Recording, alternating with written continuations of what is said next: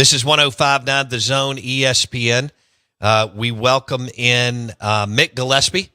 He's with the Chicago Cubs, Bama Insider, Bama Tailgate Show, among other things. He's got a show with Jake Coker, and the guy's wide open. He joins us on the Farm Bureau Insurance guest line. Mick Gillispie, good morning. How are you? Yeah, I'm doing good this morning. How you doing, Bo? You know, we've been on for an hour and a half. I'm kind of grinding through the show on a tough weekend for both of us. Yeah. Well, I feel the same exact way. So, your Alabama. What about Saturday's game, Alabama and Tennessee? What was your takeaway there with the Nate Oates trying to get the timeout, I guess, with 4 seconds left, and then giving Tennessee a shot to win it? Yeah, we called that, well, I don't want to say the word on your air, so pooping the bed. It was kind of a terrible way to end that game. Bama had a 4-point lead with 30 seconds to go, and Oates didn't sub in the bigs on a free throw attempt that Tennessee missed, and they ended up getting the free throw and fouled, and then all of a sudden your 4-point lead's gone. And they had the ball with like 3 seconds left, and instead of getting and under the basket, and instead of getting a shot off, he's got a timeout. He could call a timeout. He didn't call one. They get a 5-second violation. Tennessee runs down the floor and hits a buzzer beater, and Alabama lost. I thought Alabama was the better team, but made too many mistakes. And they've lost 3 out of 4 games. And so you're kind of looking at it going, what direction are they going? Now, it's a tough conference. They got a bunch of hard games. They still play Florida this week, and then they play at Auburn.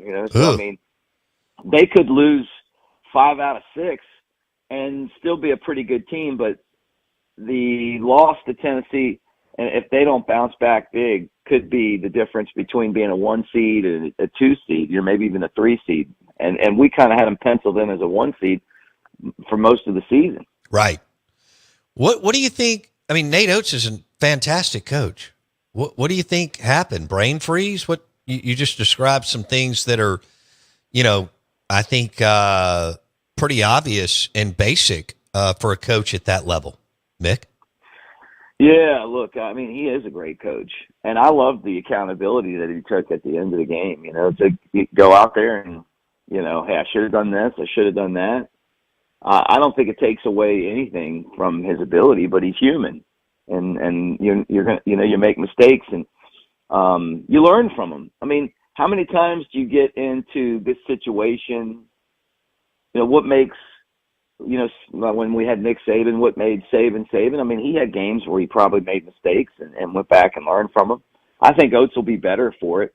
Right. And what's good for Alabama is it's not the tournament, So, I mean, can you imagine your season ending like that? You have the whole off season where you got to sit around and think about it, So it's at Tennessee. It's a tough game. I think of the teams that Alabama has played lately, they're probably the most beatable Tennessee, but I mean, the SEC's stacked right now. I mean, think like, hey, you don't really have a whole lot of time to worry about it because you got Florida coming in, and they're a top 5 team. Right.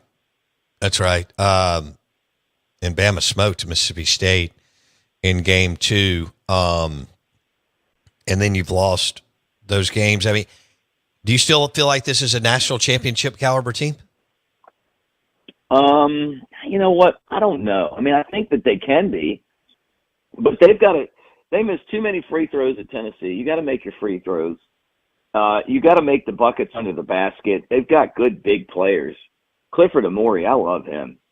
And Grant Nelson plays like one of those big guys from Europe. Like he can step back and shoot threes. He's filthy. Yeah, right. When he's playing well, and you saw him against State, like he played really well in that game. God. Then Didn't he? But some games, then some games you turn around and he's not as good. Now, I mean, they have as much talent as anybody, but I don't know. They go back to the Ole Miss game where at home where they just didn't show up, and if you do that one time in the tournament, it's over.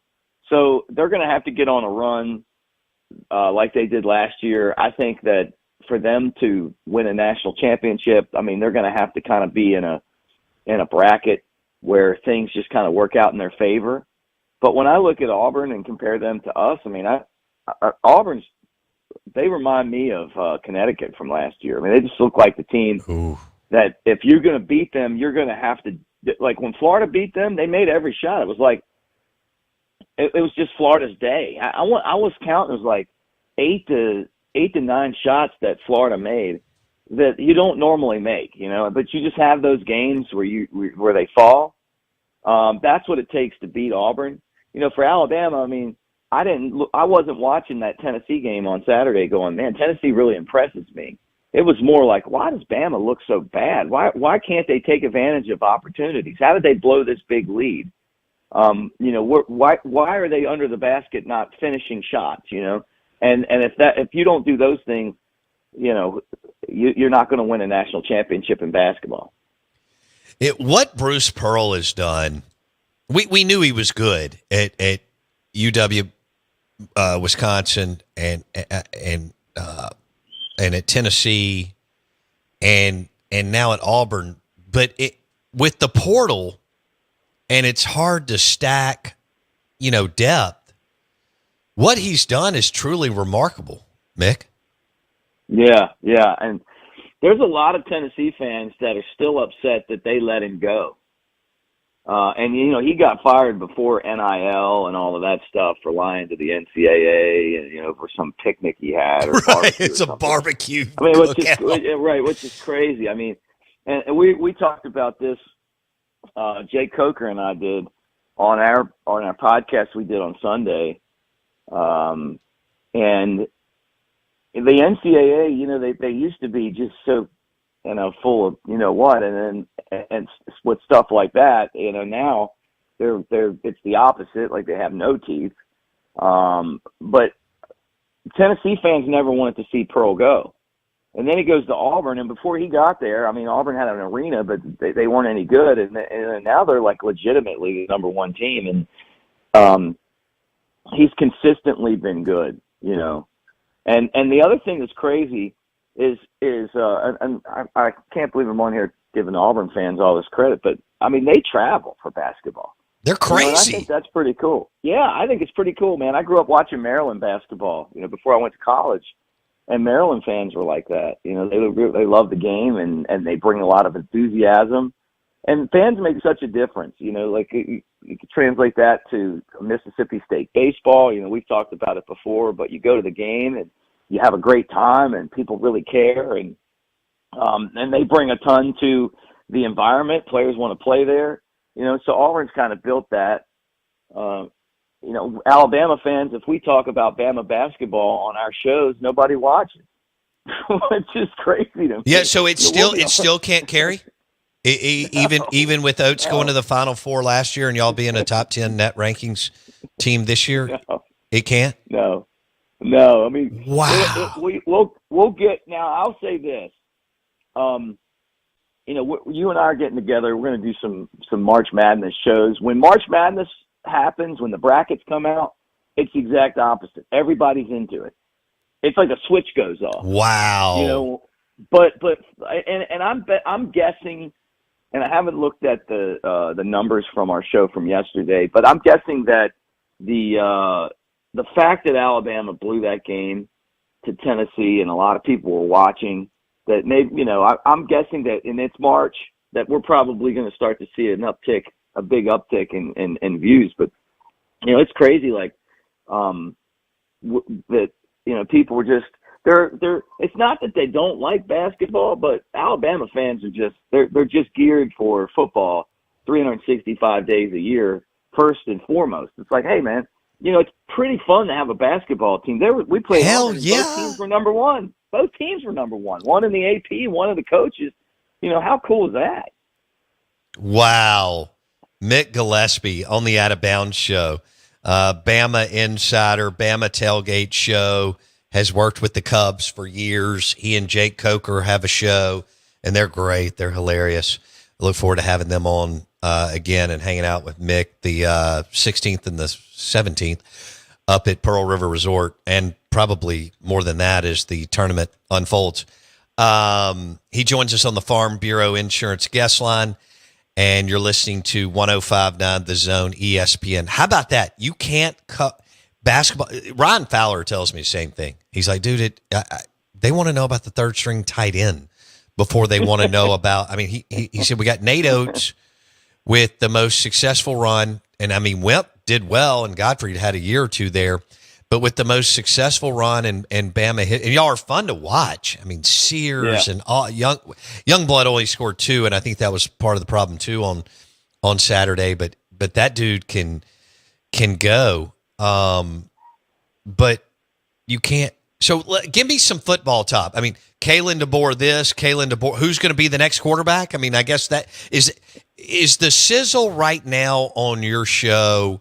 One, it was a disappointing season, although I thought you framed it up well and had some perspective last month when you were in studio on just what DeBoer had to tackle. But is the sizzle this spring all about who's taking Jalen Milroe's place, Mick? Yeah, and practice starts today for Alabama. Wow. So there's been like a couple things.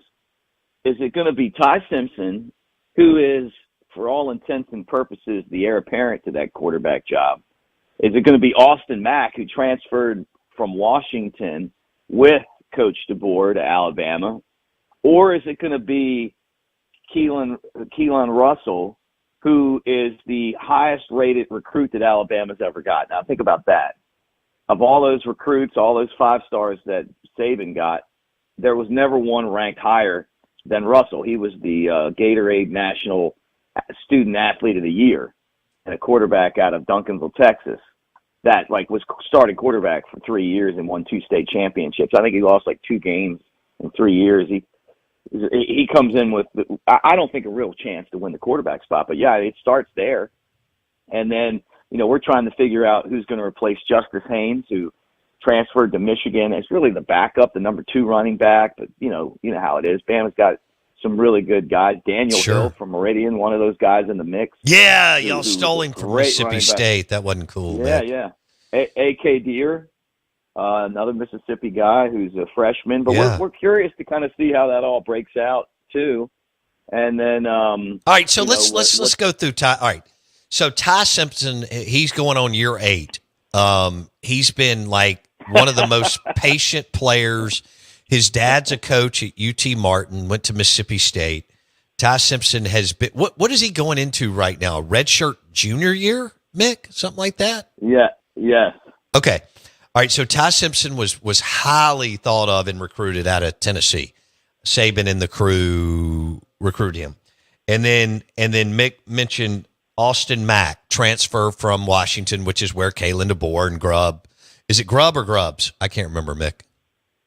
Grubb. Okay. No. Grubb is back as the OC. He went to Seattle. He was at Bama for 10 minutes when DeBoer was hired, and then the Seattle Seahawks hired him, and he went over there as OC, and now he's back at Bama as OC, which I think is going to make them so much better. And then you said Keelan Russell. Did I say that right?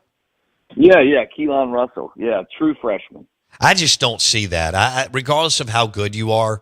I mean, I'm listening to Cooper Manning, Mick, talk about how good it's been for Arch to sit and learn and grow up and figure out where the hell his classes are and where to go eat, where to park his car, and how to get this and that. And I could be wrong, but I have to believe that this is that kid may push them and may look good throughout practice and stuff, but I'd have to believe this is a Ty Simpson, Austin Mack battle for the QB position. Do you agree or disagree? No, I think that's exactly it. I mean, it has to be because of the fact that, just like you said, you're coming in, and I think Alabama fans would like to see Russell be in the mix. But, the most popular guy on campus is the quarterback that really hasn't played. No question. So, but Simpson's kind of waited his turn. He lost the quarterback battle a couple years ago to Milroe.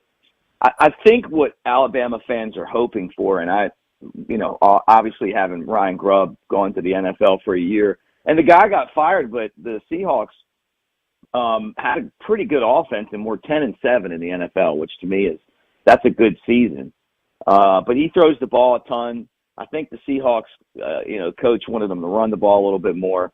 I don't know that Milroe really matched the system that, DeBoer wants to run, but having Grubb there, DeBoer's a really good guy. He's a really nice guy.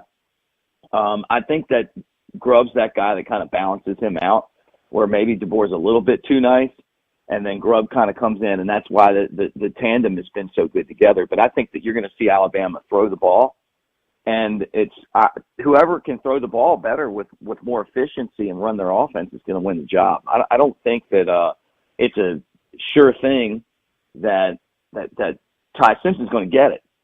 And if you're Austin Mack, you didn't leave with those guys to sit on the bench, right? So it's gonna. I can't wait. Now the weird thing is how they've changed the spring game, which is where we used to be able to watch and kind of get an idea of what these guys are going to look like, from a scrimmage to, like it was a game, and now all of a sudden we don't really know what we're going to get when April 12th comes. We used to call it the 8A game. I'm calling it the 8A scrimmage now. Yeah. I saw where. They're so damn boring. Good Lord. Yeah. Well, but these would have, like the first couple quarters, though, you would have gotten a chance to see one quarterback go up against the other, Right. Now they're worried about teams coming in and getting Poaching guys to transfer. Sure. Yeah. Can you believe that? You can't even play a game and play it 100%, even for 20 snaps, because of what you just described.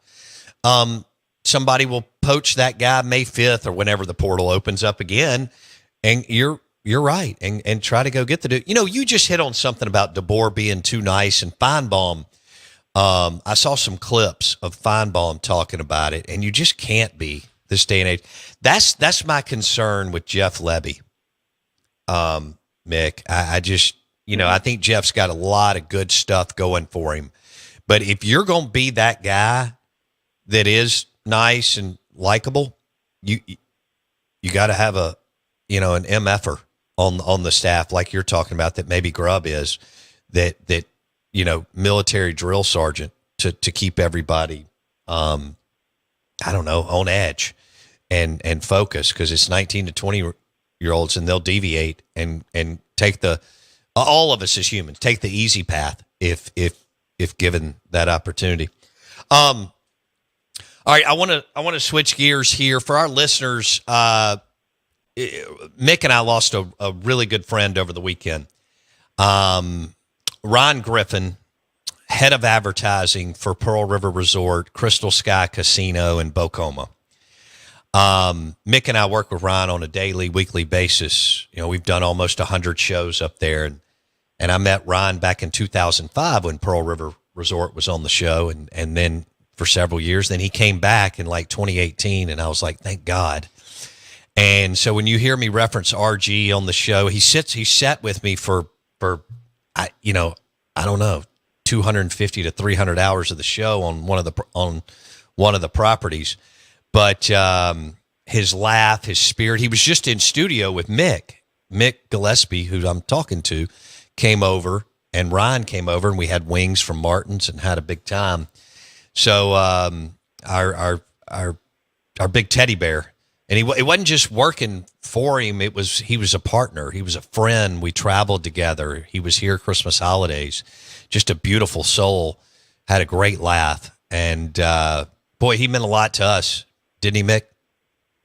Yeah, that's a great description. I have so many awesome memories of I called him Rhino, obviously being a Cubs guy, but well, let me say this: the same thing that you do in Mississippi, I'm kind of similar in Alabama. And when I was on one of the radio stations, they pulled this trick that a lot of radio stations do, and they sold the show with me on there, and then got rid of me. and Rhino, I just remember, I didn't know what I was going to do, and I just remember Rhino being like, "We didn't buy the intern that they're putting on there. We bought you." And they supported me as I took a venture into doing my own thing. And he was there every step of the way. I wouldn't have had an opportunity to do really much without him. And just to kind of, fast forward, our show was number one in Alabama and Birmingham, Tuscaloosa and Birmingham for game days, the tailgate show. And we doubled the R&B station that was second in ratings. And they're our supporter. I mean, like, it's brought to you by Pearl River Resort, which is so cool to be on 100,000 watts on Saturday with Jake Coker. Rhino, would come hang out with us all the time. And, he's become a great friend. I mean, it still hasn't quite sunk in yet. I just talked to him last week, about, hey, what do you want to do? Yeah, well, I'm looking forward to hanging out with Bo. And then what about doing this? Yeah, let's do that. But a lot of the conversation was about stuff that had nothing to do with work. Right. I worry about his family, his two boys he was so proud of, his girlfriend Kim, that's become a good friend of ours. He was a great guy, and is a great guy. And my heart's broken, man. I can't even honestly believe that he's not here anymore. Just a beautiful soul who was so good to all of us. Amen. Golly. Hey, thanks for helping me out today. Hey, anytime, brother. Anytime at all. I can't wait to get together with you at Pearl River soon, too. I will see you March 16th. Mick Gillispie, Bama Insider, and he joined us on the Out of Bounds show, host of the Bama Tailgate show, among other shows, and a good friend, and we celebrate Ryan Griffin, who we work with on a daily basis, passed away over the weekend, and just a beautiful, beautiful soul. We'll be back for hour number 3.